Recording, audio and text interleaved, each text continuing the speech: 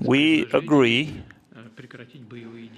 with the propositions to stop hostilities, but we proceed from the fact that such ceasefire should be such that would lead to a permanent peace and remove the initial, original causes of the crisis.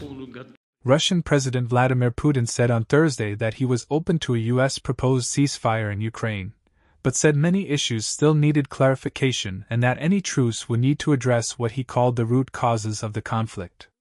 A day earlier, Moscow presented the U.S. with a list of demands to end its war in Ukraine, including preventing Kiev from joining NATO, ruling out foreign troops in the country, and recognition of Russian sovereignty over 4 provinces it claims to have annexed.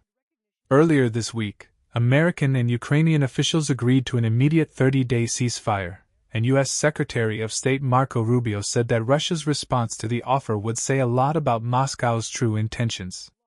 So we hope to have a positive answer from them. The ball is truly in their court. Donald Trump had said in the White House on Wednesday that he hoped the Kremlin would agree to end what the U.S. president called a bloodbath. And hopefully, we can get a ceasefire from Russia. And if we do, I think that would be 80% of the way to getting this horrible bloodbath finish.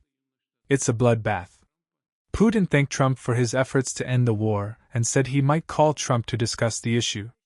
If Putin's answer seemed diplomatic, Kremlin aide Yuri Ushakov was more blunt when asked about the U.S. proposal for an immediate truce. A temporary ceasefire. What does it give us? It gives us nothing.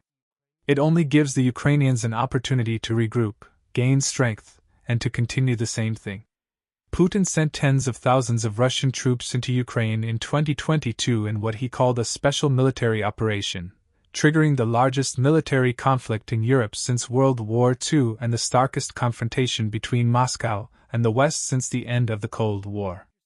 After severe setbacks early in the invasion, Russian forces have been advancing since mid-2024 and controlled nearly a fifth of Ukraine's territory, and they seem close to completely retaking a piece of Russian territory in Kursk that Ukrainian forces captured last summer. In a sign of the Kremlin's growing confidence, Putin donned a military uniform for a visit to his commanders in Kursk on Wednesday and told them to finish the job, quote, in the shortest possible time frame. U.S. Special Envoy Steve Witkoff is in Moscow Thursday to meet with Putin to further discuss the proposed ceasefire.